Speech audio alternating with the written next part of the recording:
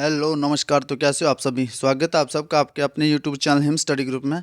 तो आज हम आपके सामने लेके आए हैं एचपीजी के हिंदी और इंग्लिश का एक और मॉक टेस्ट। ठीक है, तो सारे मॉक टेस्ट आपके लिए डेली अपलोड हो रहे हैं। ठीक है, बाकी आप अपने हमारे टेलीग्राम चैनल से जुड़ सकते हैं, जिसका लिंक जो है वो डिस्क्रिप्शन बॉक्स में दे रखा होगा। टेलीग्राम चैनल को ज्वाइन कर सकते हो आप। ठीक है, और बाकी आपको पता है कि जो एचपी पटवारी की नोटिफिकेशन निकली उसमें जो आपकी भर्ती हैं आप वो डिस्ट्रिक्ट कैडेट पे होगी। ठीक है, जिसको नहीं पता, जिसने वीडियो नहीं देखी, वो वीडियो जाके देख ले। पहले बोला था उन्होंने कि स्टेट कैडर पे होगी, अब इन्होंने रूल वो चेंज कर दिए, फिर से वापस ले लिया। अब बोल रहे हैं कि डिस्ट्रिक्ट कैडर पे होगी। ठीक है, अगर इसके बारे में और इन्फॉर्मेशन जानना चाहते हो तो वो आप वीडियो देख लीजिए, जो अभी सुबह अपलोड करिए उसको देख लीजिए। ठीक है, तो उसमें बताया गया कि डिस्ट्रिक्ट कैडर और आपका स्टेट कैडर क्या डिफरेंस होता है। तो आज का मॉक टेस्ट हम स्टार्ट करते हैं। आज का फर्स्ट क्वेश्चन है। बाकी जो भी अपने तैयारी कर रहे हैं कैंडिडेट, जिनका इंग्लिश थोड़ा वीक है, उनकी इंग्लिश यहीं से ही हो जाएगी, क्योंकि यहाँ पे इंग्लिश का जो भी मैं करवाऊंगा पूरा एक्सप्लेनेशन के साथ करवाऊंगा। पार्ट ऑफ स्पीच जो आपका पूरा बताऊंगा उन क्वेश्चनों में कि ये चीज़ यहाँ पे आई है तो क्यों आई है। ठीक है, तो ज़्यादा टाइम नहीं लेते हुए स्टार्ट करते हैं आज का फर्स्ट क्वेश्चन। आज का फर्स्ट क्वेश्चन अपना कि निम्नलिखित में से किसे हिमाचल का अजंता के रूप में जाना जाता है। ठीक है, तो ताबो मठ को, की मठ को, या मसरूर कोट रोक का टेम्पल को, या मणिमहेश को। तो हिमाचल का मठ जो क्या बोलते हैं, हिमाचल का जो अजंता है, जो अजंता यहाँ पे, ठीक है, ये हिमाचल का अजंता। तो हिमाचल के अजंता के रूप में किसे जाना जाता है? ये जाना जाता है ताबो मठ को। किसको? ताबो मठ को। और जो हिमाचल का एलोरा है वो जाना जाता है मसरूर रॉक कट टेम्पल को। ठीक है, मसरूर रॉक कट मंदिर, मसरूर रॉक कट मंदिर को जो वो हिमाचल का एलोरा जाना जाता है। ठीक है, हिमाचल का एलोरा किसको? मसरूर रॉक कट मंदिर को। और हिमाचल का अजंता किसे हिमाचल का अजंता के रूप में जाना जाता है? हिमाचल की अजंता के रूप में, अजंता की गुफाएं जो होते हैं उसके लिए उसके रूप में जाना जाता है, वो जाना जाता है आपका ताबो मठ को। चलते हैं नेक्स्ट क्वेश्चन की ओर। नेक्स्ट क्वेश्चन है कि महात्मा गांधी सर्वप्रथम या पहली बार शिमला कब आए थे? 1920 में आए थे, 1923 में, 1915 या 1921 में? तो महात्मा गांधी जो पहली बार शिमला 1921 में आए थे। चलते हैं नेक्स्ट क्वेश्चन की ओर। नेक्स्ट क्वेश्चन है कि अर्धनारीश्वर का मंदिर हिमाचल प्रदेश के किस जिले में स्थित है? तो अर्धनारीश्वर का जो मंदिर है वो हिमाचल प्रदेश के चंबा में है, कांगड़ा में है, शिमला या मंडी? तो अर्धनारीश्वर का जो मंदिर है वो हिमाचल प्रदेश के मंडी जिले में स्थित है। ठीक है, चलते हैं नेक्स्ट क्वेश्चन की ओर। नेक्स्ट क्वेश्चन है कि कंचनजंगा, कंचनजंगा ये भारत की सबसे ऊंची चोटी है, ये किस जिले में स्थित है? तो ये उत्तराखंड में है, अरुणाचल प्रदेश में, हिमाचल प्रदेश या सिक्किम में? तो जो कंचनजंगा है वो हिमाचल प्रदेश की सबसे ऊंची चोटी है और वो है आपके सिक्किम राज्य में स्थित। ठीक है, सिक्किम में स्थित है। चलते हैं नेक्स्ट क्वेश्चन की ओर। नेक्स्ट क्वेश्चन आपका ये बोलता है कि जलाल किसकी सहायक नदी है? तो हो गई आपकी जलाल हो गई, ठीक है, जलाल हो गई एक, बाकी एक आपकी गिरी हो गई, ठीक है, बाटा हो गई, जलाल, गिरी, बाटा। ये जो आपकी सहायक नदियाँ हैं ये सारी यमुना की सहायक नदियाँ हैं। ठीक है, यमुना की एक हो गई टॉन्स आपकी, ये भी यमुना की सहायक नदी है। तो जब आपको एक पूछा जाता है तो आपने उसके साथ सारी रिलेट करने की कोशिश किया करनी है। ठीक है, एक क्वेश्चन पूछो, जहाँ भी आपका एक क्वेश्चन है उसके साथ सारे रिलेट करो, इससे आपका जो पिछला जो वो रिवाइज हो जाएगा ऑटोमेटिक। तो जलाल किसकी सहायक नदी है? आपकी यमुना की सहायक नदी है। चलते हैं नेक्स्ट क्वेश्चन की ओर। नेक्स्ट क्वेश्चन है कि हिमाचल प्रदेश में पब्बर घाटी को अन्य किस नाम से जाना जाता है? ठीक है, तो ये शिमला घाटी के नाम से जानती है, पांगी घाटी के नाम से, किन्नौर घाटी या रोहडू घाटी के नाम से? तो पब्बर घाटी जो आपको इसको रोहडू घाटी के नाम से भी जाना जाता है, और ये कहाँ पे स्थित है? ये शिमला में, सबको पता होगा। ठीक है, तो ये शिमला में स्थित है। चलते हैं नेक्स्ट क्वेश्चन की ओर। नेक्स्ट क्वेश्चन आपका है कि संसद के दोनों सदनों की अध्यक्षता जो वो किसके द्वारा की जाती है? ठीक है, तो संसद के दोनों सदनों की अध्यक्षता प्रधानमंत्री के द्वारा की जाती है, राष्ट्रपति के द्वारा, मुख्य न्यायाधीश के द्वारा या लोकसभा अध्यक्ष के द्वारा? तो संसद के दोनों सदनों की जो अध्यक्षता है वो की जाती है लोकसभा अध्यक्ष के द्वारा। चलते हैं नेक्स्ट क्वेश्चन की ओर। नेक्स्ट क्वेश्चन आपका कि यदि सूर्य नहीं होता तो आकाश का रंग कैसा होता? मतलब आपका सूर्य नहीं होता तो आकाश का रंग कैसा होता? लाल होता, काला होता, नीला होता, पीला होता है? तो अगर सूर्य नहीं होता तो आकाश का रंग जो है वो काला होता। ठीक है, कैसा होता? ये काला होता है। चलते हैं नेक्स्ट क्वेश्चन की ओर। नेक्स्ट क्वेश्चन आपका कि कुल्लू से मंडी में ब्यास नदी किस स्थान पर प्रवेश करती है? मतलब कुल्लू से जब मंडी में ब्यास नदी प्रवेश करती है तो किस स्थान पर वो प्रवेश करती है? तो वो ब्रोड में करती है, सलापड़ में करती है, ओट में करती है या बजौरा? तो कुल्लू से जब मंडी में ब्यास नदी प्रवेश करती है तो वो बजौरा नामक स्थान पर प्रवेश करती है। ठीक है, चलते हैं नेक्स्ट क्वेश्चन की ओर। नेक्स्ट क्वेश्चन है कि सैंज किसकी नायक नदी है? तो आपको पता है कि सैंज होगी, ठीक है, सैंज होगी, तीर्थन होगी, ये किसकी सहायक नदियाँ हैं? ये आपकी है रावी की है, यमुना की है, चिनाब की है, ब्यास की है, तो ये ब्यास की सहायक नदी है सैंज। चलते हैं नेक्स्ट क्वेश्चन की ओर। नेक्स्ट क्वेश्चन अब आपका हिंदी स्टार्ट है, ठीक है, पूरा एक्सप्लेनेशन के साथ होगा आपका, हिंदी और इंग्लिश पूरा लॉजिकल होगा, इंग्लिश पूरा लॉजिकल होगा जो भी आपको एक्सप्लेनेशन दी जाएगी, ठीक है। तो सबसे पहले बताया जाएगा कि कौन सा वर्ण जो वो महाप्राण है। तो आपको ये बता दें कि जो अंतस्थ व्यंजन होते हैं, ठीक है, ध्यान से समझना, जो अंतस्थ व्यंजन होते हैं, ठीक है, जो अंतस्थ व्यंजन आपके कौन कौन से, य हो गया, र हो गया, ल हो गया, व हो गया। पहली बात, ये होते क्या है, ये जो होते हैं आपके अल्प प्राण होते हैं, ठीक है, अंतस्थ व्यंजन अल्प प्राण होते हैं, य र ल व, ये जो अंतस्थ व्यंजन है ये अल्प प्राण होते हैं, और साथ ये होते क्या है, घोष। इनको घोष बोल सकते हो या सघोष बोल सकते हो, ठीक है, घोष या सघोष बोल सकते हो। और एक ऊष्म वर्ण ह भी क्या होता है, ये भी सघोष होता है। तो और आपके जो बाकी जो ऊष्म वर्ण जितने भी आपके, स हो गया, श हो गया, स हो गया, ह हो गया, ठीक है। पहली बात यह कि अंतस्थ व्यंजन जितने भी हो गए, य र ल व, ये अल्प प्राण हो गए, लेकिन ह इसमें अल्प प्राण नहीं होगा। ह जो है ये आपके य र ल व जो है ये घोष और सघोष होंगे, लेकिन ह जो है ये भी आपका घोष और सघोष होगा, लेकिन ह जो ये आएगा किसमें, महाप्राण में आएगा। किसमें आएगा, ये महाप्राण में आएगा, ठीक है। ये यानी कि जिसमें से भी थोड़ा ह की साउंड आ जाए जहाँ पे, ठीक है, जिनके उच्चारण में अधिक समय लगे उन्हें अल्प प्राण महाप्राण कहते हैं, जिनके उच्चारण में कम समय लगे उन्हें महाप्राण। तो ह जो इसमें थोड़ा ज़्यादा आवाज़ आ रही है, थोड़ा ज़्यादा टाइम लग रहा है, तो ये महाप्राण है, ठीक है। लेकिन याद रखना है कि य र ल व, ठीक है, ये जो वर्ण है आपके, ये क्या है, घोष या सघोष, और ह भी है कि ये क्या है, घोष या सघोष है। तो यहाँ पे पूछा गया कौन सा वर्ण महाप्राण है, तो महाप्राण क्या है, स। आपको पता है ये तो सारे क्या है, अल्प प्राण है, ठीक है, ये सारे अल्प प्राण है। तो चलते हैं नेक्स्ट क्वेश्चन की ओर। तो नेक्स्ट क्वेश्चन है आपका, ये बोला गया कि आ जन्म में कौन सा समास है। आ जन्म में कौन सा समास है, मतलब जन्म से लेकर, ठीक है, जन्म से लेकर इसका मतलब है अजन्म। जन्म से लेकर कौन सा समास है, तो आपको बताया गया कि आ गया, आ गया, ठीक है, अनु आ गया, ठीक है, यथा आ गया, ठीक है, यथा आ गया, प्रति आ गया, निर आ गया, भर आ गया। ये सारे आपके कौन से समास है, अगर ये उपसर्ग लगे हों सारे तो आपका समास कौन सा हो जाएगा, अव्ययी भाव समास हो जाएगा, ठीक है, अव्ययी भाव समास हो जाएगा। तो आ जन्म मतलब इसमें कौन सा समास है, जन्म से लेकर, और समास कौन सा हो जाएगा, आ आपका जो इसमें क्या लगा हुआ है, ये उपसर्ग लगा हुआ है, तो ये जो समास हो जाएगा आपका अव्ययी भाव समास हो जाएगा। चलते हैं नेक्स्ट क्वेश्चन की ओर। नेक्स्ट क्वेश्चन है कि रेखांकित में कौन सा समास है, तो रेखा से अंकित, इसका जो विग्रह करेंगे तो रेखा से अंकित हो जाएगा, ठीक है, रेखा से अंकित, और से विभक्ति आ रही है, ठीक है। तो जहाँ भी कारक विभक्ति आ जाए आपकी, वो समास कौन सा होता है आपका, तत्पुरुष समास होता है। कौन सा समास होता है, तत्पुरुष समास होता है, ठीक है, रेखा से अंकित तत्पुरुष समास है। चलते हैं नेक्स्ट क्वेश्चन की ओर। नेक्स्ट क्वेश्चन है कि दो या दो से अधिक शब्दों से मिलकर बने हुए सार्थक शब्द को क्या कहेंगे, क्या कहा जाता है, संधि कहा जाता है, छंद, समास या वाक्य। तो दो या दो से अधिक शब्दों से मिलकर बने हुए इस नए सार्थक शब्द को आप बोलेंगे समास। समास का शाब्दिक अर्थ क्या होता है, संक्षेप करना, ठीक है, संक्षेप करना मतलब कम से कम शब्दों में अधिक से अधिक, कम से कम शब्दों में अधिक से अधिक जो अर्थ प्रकट करना ही वो क्या होता है, समास का लक्ष्य होता है। चलते हैं नेक्स्ट क्वेश्चन की ओर। नेक्स्ट क्वेश्चन है कि निम्नलिखित में से ह्रस्व स्वर कौन सा है। अब आपसे पूछा गया कि ह्रस्व स्वर के स्वर कितने प्रकार के होते हैं, मात्रा के आधार पर तीन स्वर के, तीन प्रकार के। नंबर एक ह्रस्व स्वर, नंबर दो दीर्घ स्वर, नंबर तीन प्लुत स्वर। जिनके उच्चारण में कम समय लगता है वो ह्रस्व स्वर, जिनके उच्चारण में अधिक समय लगता है वो दीर्घ स्वर, और मतलब ह्रस्व स्वर से दुगना लगता है, और जिनके उच्चारण में ह्रस्व और दीर्घ दोनों स्वर से अधिक समय लगता है तो वो प्लुत स्वर।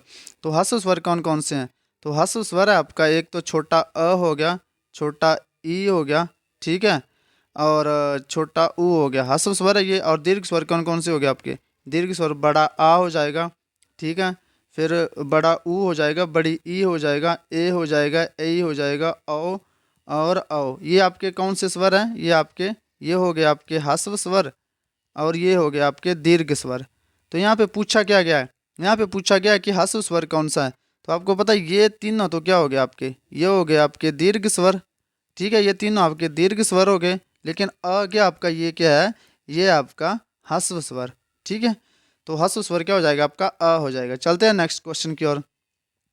नेक्स्ट क्वेश्चन है कि प्रयोगशाला में कौन सा समास है, तो प्रयोगशाला जब शब्द विग्रह करेंगे तो क्या हो जाएगा, प्रयोग के लिए शाला। ठीक है, प्रयोग के लिए शाला। तो प्रयोगशाला में विभक्ति कौन सी आ गई, के विभक्ति आ गई। के कौन सी विभक्ति है, कारक विभक्ति है आपकी। तो प्रयोग के लिए शाला तो तत्पुरुष समास हो जाएगा। चलते हैं नेक्स्ट क्वेश्चन की ओर। नेक्स्ट क्वेश्चन है कि काली घटा का घटा घमंड, काली घटा का घटा घमंड में कौन सा अलंकार है। यहाँ पे ये जो काली घटा है, ठीक है, ये कहा गया बादल के लिए। ठीक है, और ये जो घटा है इसका मतलब होता है कम होना। ठीक है, तो काली घटा का घटा घमंड में अलंकार कौन सा है, तो जिसमें शब्दों का जो शब्दों की आवृत्ति बार बार होती है, जहाँ पर शब्दों की आवृत्ति जो वो बार बार होती है, वहाँ पे कौन सा अलंकार होता है आपका, यम का अलंकार। यहाँ शब्द की आवृत्ति बार बार हो रही तो यम का अलंकार है। जहाँ पर वर्णों की आवृत्ति बार बार हो, जहाँ पर वर्णों की आवृत्ति, ठीक है, जहाँ पर वर्णों की आवृत्ति बार बार हो, वहाँ पे होता है आपका अनुप्रास अलंकार। श्लेष अलंकार क्या होता है, इसमें एक पंक्ति का अर्थ दूसरे पंक्ति से चिपका हुआ होता है। उपमा अलंकार में क्या होता है, इसमें तुलना करी जाती है सा से, सम सरिस योजिक विभक्ति के साथ ये शब्द आ जाए तो वहाँ पे उपमा अलंकार होता है। तो काली घटा का घटा गमन, जहाँ पर शब्दों की आवृत्ति बार बार हो, वहाँ पे आपका यमक अलंकार होता है। जैसे काली घटा एक शब्द दो बार आया, ठीक है, काली घटा का घटा घमंड। चलते हैं नेक्स्ट क्वेश्चन की ओर। तो यहाँ पे जो अलंकार हो जाएगा यमक अलंकार। तो नेक्स्ट क्वेश्चन आपका कि जहाँ पर वर्णों की आवृत्ति बार बार होती है वहाँ पे कौन सा अलंकार होता है। आपको अभी बताया कि जहाँ पर वर्णों की आवृत्ति बार बार हो, वर्णों की आवृत्ति बार बार हो, वहाँ पे जो आपका अलंकार होता है वो अनुप्रास अलंकार। कब होता है, वर्णों की आवृत्ति बार बार हो, तो अनुप्रास अलंकार हो जाएगा। शब्द की आवृत्ति तो यमक अलंकार। चलते हैं नेक्स्ट क्वेश्चन की ओर। जो श्लेष अलंकार आपका, इसमें भी एक शब्द बार बार आता है, ठीक है, लेकिन ये जो शब्द होता है, ये जो बार बार आता है, इसमें एक पंक्ति का अर्थ दूसरा पंक्ति से जो होता है चिपका हुआ होता है, निर्भर रहता है। जैसे रहीमन पानी मांगिए बिन पानी सब सून, पानी गए न उभरे मोती मानस चूर। तो इसमें जो आपका एक पंक्ति का अर्थ दूसरे पंक्ति से जुड़ा होता है, तो इसमें कन्फ्यूज नहीं होना अपने यमक अलंकार और श्लेष अलंकार में। इसमें क्या होगा कि एक पंक्ति जो दूसरी पंक्ति से जुड़ी होगी, और इसमें जो जो आपका यमक अलंकार है, इसमें जो होगा कि मतलब एक शब्द दो बार आएगा। ठीक है, इसमें भी शब्द दो बार आएगा, लेकिन समझना पड़ेगा थोड़ा सा आपको कि ये एक दूसरे से रिलेट कर रहे हैं कि नहीं। तो नेक्स्ट क्वेश्चन आपका संख्या गमन, संख्या गमन में कौन सी संधि है, संख्या गमन में संधि कौन सी, अब ये बताना आपने। ठीक है, तो संख्या गमन में कौन सी संधि है, तो आपके लिए ये तो मस्त ट्रिक बताइए कि य र ल व आ जाए, इससे पहले आपका आधा वर्ण आ जाए, जैसे ख आ गया, इसके बाद आपका अंतस्था व्यंजन आ गया, संधि होगी यण संधि। इसकी तो आपको जो इसका रूल है उसको भी याद रखने की जरूरत नहीं है, बस ये याद रख लो य र ल व से पहले आधा वर्ण आ जाए, यण संधि, कुछ नहीं देखना आपने। ठीक है, चलते हैं नेक्स्ट क्वेश्चन की ओर। नेक्स्ट क्वेश्चन आपका ये बोलता है कि परमात्मा का संधि, परमात्मा में कौन सी संधि है। तो पहले क्या करना है कि जिसका आपको ट्रिक नहीं है उसको तोड़ लो, परम जमा आत्मा, परम जमा आत्मा। अब देखो जहाँ पे दो स्वर आपस में मिलकर अपना रूप बड़ा कर लेते हैं, तो कौन सी संधि होती है, दीर्घ संधि होती है। अब स्वर कैसे मिले ये, जैसे अ परम में म में किसकी साउंड आ रही है, अ की साउंड आ रही है, परम परम परम अ की साउंड आ रही है, अ आ गया, आत्मा तो है ही बड़ा आ, दोनों मिलकर क्या बना रहे हैं, बड़ा आ। तो ये कौन सी संधि होती है, दीर्घ संधि होती है। जब दो स्वर आपस में जब दो सेम स्वर, ऐसे याद रखो इसको, जब दो सेम स्वर, सेम ये लगभग एक ही वर्ग के है, ठीक है, अ और आ, तो ये जब जैसे ई और ई मिलकर क्या बना लेंगे, ये बड़ी ई बना लेंगे। ठीक है, फिर ऊ प्लस ऊ मिलकर क्या बना लेंगे, बड़ा ऊ बना लेंगे। ठीक है, कभी कभी ऐसा भी होता है कि छोटी ई और छोटी ई मिलकर मिलकर बड़ी ई बनाते हैं। तो यहाँ पे बड़ा छोटा अ और बड़ा आ बनकर क्या बना रहे हैं, आर, आर नहीं सॉरी आ। तो ये संधि कौन सी हो जाती है, ये हो जाती है आपकी दीर्घ संधि हो जाती है। ठीक है, परमात्मा में संधि कौन सी है, दीर्घ संधि है। चलते हैं नेक्स्ट क्वेश्चन की ओर।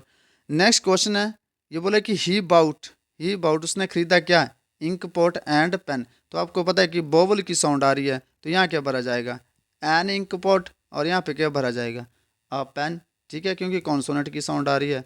तो चलते हैं नेक्स्ट क्वेश्चन की ओर। नेक्स्ट क्वेश्चन है कि राधा गेव मी, ठीक है, राधा गेव मी अ 1 रुपी नोट। ठीक है, तो राधा गेव मी अ 1 रुपी नोट। तो राधा गेव मी, अब देखो वन तो अपने आप में वन है, ठीक है, तो अगर ये ऐसा होता जैसे राधा, ठीक है, गेव मी 1 रुपी, ऐसा होता, ठीक है, मान लो ऐसा होता, राधा गेव मी 1 रुपी, तो आप क्या फिल करते हैं यहाँ पे, तो आपने यहाँ पे फिल करना था नो आर्टिकल, नो आर्टिकल। क्यों, क्योंकि वन तो अपने आप में ये कि राधा ने मेरे को 1 रुपया दिया, ₹1 दिया ना, तो ₹1 यहाँ थोड़ी सी सेंस चेंज है। यहाँ पे किस पे सेंस चेंज है वो देखना आपने। राधा गेव मी ₹1 इतने तक होता है, तो राधा गेव मी ₹1। तो यहाँ पे क्योंकि ए क्यों भरते, ए तो पहले अपने आप में, वन तो अपने आप में वन है ना, तो एक की क्या जरूरत है हमें, एक की क्या जरूरत है, ये भी वन को डिनोट करता है। तो यहाँ पे क्या लिखा है, नोट लिखा है, तो आप क्या यूज़ करेंगे, राधा गेव मी आ ₹1 नोट। अब आप देखोगे ए ई आई, ठीक है, AEIOU, ये क्या आपके वोवल है, इनसे पहले क्या लगता है, एन का यूज़ होता है, लेकिन यहाँ मैंने ए भरा। तो ये सब कुछ डिपेंड करता है साउंड के ऊपर, कि जो आपकी साउंड किसकी आ रही है, व की साउंड आ रही है तो ए यूज़ करेंगे, ठीक है। राधा गेव मी आ ₹1 नोट, नोट के कारण, ये जो नोट शब्द है इसी के कारण हमने यहाँ पे क्या लिखा है, ए, ठीक है। तो चलते हैं नेक्स्ट क्वेश्चन की ओर। तो इसका राइट आंसर हो जाएगा ए। तो नेक्स्ट क्वेश्चन आपका ये बोलता है कि शी लिव्स इन USA। तो जहाँ भी आपको यूनाइटेड शब्द आ जाए, यूनाइटेड स्टेट ऑफ अमेरिका है, ठीक है, यूनाइटेड शब्द आ जाए, रिपब्लिक आ जाए, ठीक है, ये शब्द लिखे हुए मैंने आ जाए, यूनियन आ जाए, तो उससे पहले आप आर्टिकल द का यूज़ करते हैं, ठीक है। तो she lives in the USA। चलते हैं नेक्स्ट क्वेश्चन की ओर। दा पर आ जाएगा यहाँ पे, ठीक है। नेक्स्ट क्वेश्चन आपका ही इज़, अब आ गया MP। अब इसमें आप भरेंगे, क्या भरेंगे, अब देखो MP साउंड किसकी आ रही है, साउंड पे डिपेंड करना है आपने। इस ये नहीं देखना कि ए आ रहा है, आई आ रहा है, ई आ रहा है, ओ आ रहा है, यू आ रहे हैं, ये है तो बोबल, लेकिन ये नाम के लिए हैं सिर्फ, ठीक है, सिर्फ नाम के लिए हैं। इनको देख के आपने कभी भी ए और एन यूज़ नहीं करना है, ये सिर्फ नाम के लिए है। तो आपने हमेशा जो आपकी डिपेंड करेगा कि ए आएगा या एन, वो आएगा इसकी साउंड पे। आपने ये नहीं देखना है कि ए आया है, ई आया है, ओ आया है, यू आया है, ये सब कुछ डिपेंड करेगा साउंड के, जिस चीज़ की साउंड आ रही है आपने वो यूज़ करना है आपका आर्टिकल, ठीक है। तो ही इज़ एन MP हो जाएगा, एन, क्योंकि यहाँ पे एम एम ए की साउंड आ रही है, तो यहाँ पे क्या हो जाएगा, एन MP, ए नहीं भरा जाएगा, ठीक है। तो ये साउंड पे आपने विशेष ध्यान रखना है कि ही इज़ एन MP, तो ये साउंड पे डिपेंड करेगा सारा कुछ, तो एन भरा जाएगा यहाँ पे। चलते हैं नेक्स्ट क्वेश्चन। नेक्स्ट क्वेश्चन है ही बाउट अ ब्यूटीफुल ड्रेस, ठीक है, beautiful dress at the mall, ठीक है। अब देखो पार्ट ऑफ स्पीच, इसके जो पार्ट ऑफ स्पीच है थोड़े से वो देख लो आप, ये पार्ट ऑफ स्पीच क्या बोल रहा है, ठीक है, क्योंकि part of speech most important है। आई क्या आ गया आपका, सब्जेक्ट आ गया, ठीक है, और आया क्या, प्रनाउन। आई प्रनाउन होता है ना, आई जैसे मेरा नाम है राम, तो मेरे मैं अपनी जगह यूज कर रहा हूँ आई। बाउट क्या आ गई, वर्ब आ गई, ठीक है, बाउट आ गया वर्ब। अब बाउट वर्ब आ गया, तो वर्ब के लिए वर्ब से वट का रिप्लाई क्या होता है, ऑब्जेक्ट होता है। आई बाउट, मैंने खरीदा, क्या खरीदा, ड्रेस खरीदी, ठीक है। वर्ब से बट का रिप्लाई ऑब्जेक्ट, और सब्जेक्ट और ऑब्जेक्ट जो वो हमेशा नाउन या प्रोनाउन बनते हैं, ठीक है। सब्जेक्ट और ऑब्जेक्ट हमेशा नाउन या प्रोनाउन बनते हैं। जो आपका एडजेक्टिव होता है वो कभी भी ऑब्जेक्ट नहीं बनता, वो कम्प्लीमेंट होता है, ठीक है। तो ड्रेस, ड्रेस क्या आ गया, नाउन, ठीक है, ड्रेस आ गया आपके पास नाउन। अब एट क्या आ गई, एट आ गई आपकी प्रपोजिशन आ गई यहाँ पे, ठीक है, प्रपोजिशन आ गई, और प्रपोजिशन का हमेशा ऑब्जेक्ट होता है। मोल क्या आ गया आपका, ऑब्जेक्ट। एट प्रपोजिशन आ गई और मोल क्या आ गया आपका, ऑब्जेक्ट। प्रपोजिशन का हमेशा ऑब्जेक्ट होता है, सब्जेक्ट नहीं होता है। तो आई बाउट, आई आ गया आपका सब्जेक्ट, ठीक है, पार्ट ऑफ स्पीच आपका प्रोनाउन आ गया, बाउट आ गया आपकी वर्ब, वर्ब से वट का रिप्लाई, वर्ब से वट और हुम का रिप्लाई, मतलब क्वेश्चन पूछना अपना, रिप्लाई कुछ नहीं, इनसे क्वेश्चन पूछना कि वर्ब से क्या क्वेश्चन आ रहा है।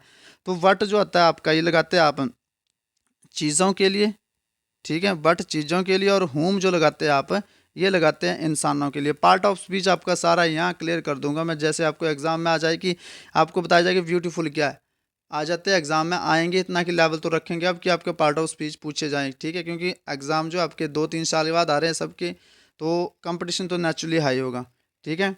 तो यहाँ बोला गया कि क्या बता रहा था मैं आपको कि वर्ब से वट का रिप्लाई देखना, वर्ब से वट का रिप्लाई वो आपका क्या बनता है, सब्जेक्ट या ऑब्जेक्ट जो वो बनते हैं, ठीक है, ऑब्जेक्ट बनता है वर्ब से बट का रिप्लाई, और वो होगा हमेशा नाउन या प्रोनाउन। तो I bought a dress, I bought a dress, यहाँ तक जरूर ठीक था, मतलब ब्यूटीफुल ना लिखते तो आई बाउट आ ड्रेस, मैंने एक ड्रेस खरीदी, तो ड्रेस क्या आ गया आपका, नाउन आ गया।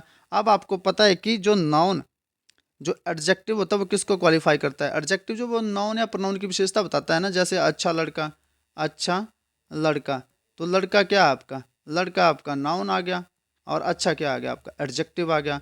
तो जो आपका एडजेक्टिव है वो हमेशा नाउन को क्वालिफाई करता है। तो ब्यूटीफुल क्या हो गया यहाँ पे, ब्यूटीफुल आपका एडजेक्टिव हो गया। ऐड प्रपोजिशन बता दी, मॉल आ गया प्रपोजिशन का ऑब्जेक्ट, नाउन बन गया, ठीक है।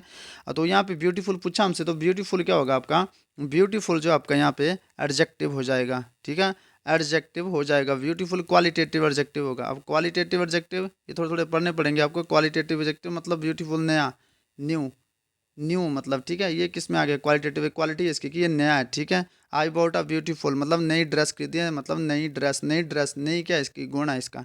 तो ये एडजेक्टिव है आपका क्वालिटेटिव एडजेक्टिव, ठीक है। चलते हैं नेक्स्ट क्वेश्चन की ओर।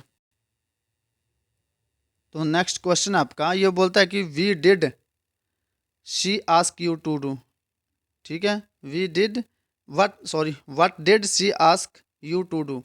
तो इसमें शी का पूछा गया, तो शी आपको पता है किसके लिए यूज़ होता है, जो नाउन या प्रोनाउन की, जो प्रोनाउन की जगह पे यूज हो जाए वो प्रोनाउन होता है। तो शी का पूछा गया, तो शी किसकी जगह, कोई होगा, अंजलि होगी, ठीक है, या फिर कोई होगी, शरू होगी, उसकी जगह क्या यूज़ कर लिया इन्होंने, शी यूज़ कर लिया। तो शी क्या जो नाउन की जगह पे यूज़ करे वो प्रोनाउन, बात खत्म। चलते हैं नेक्स्ट क्वेश्चन की ओर। नेक्स्ट क्वेश्चन है कि if we finish our work quickly we can go to the movies. अब एक बात ध्यान रखना कि क्विकली पूछा है तो कंफ्यूज नहीं होना आपको, बस सिर्फ इतनी बात याद रखनी है कि अगर एडजेक्टिव होगा, अगर एडजेक्टिव होगा तो आगे नाउन भी जरूर होगा, क्योंकि नाउन के बगैर एडजेक्टिव ऐसे आएगा नहीं, ठीक है। क्योंकि यहाँ पे नाउन होगा तभी एडजेक्टिव होगा, क्योंकि अगर कोई आदमी है तो उसी का तो कुछ ना कुछ गुण बताना या कुछ चीज़ बतानी उसी के बारे में, तो वो विशेषता होती है उसकी। तो यहाँ पे बोला है कि वी फिनिश आवर वर्क, ठीक। अवर, अवर क्या होता है आपका, अवर यहाँ पे ध्यान रखना ये पॉजेसिव एडजेक्टिव है। अगर आपको अवर पूछते तो पॉजेसिव एडजेक्टिव, क्यों, क्योंकि आगे वर्क क्या, ये नाउन है, ठीक है। तो वी फिनिश आवर वर्क।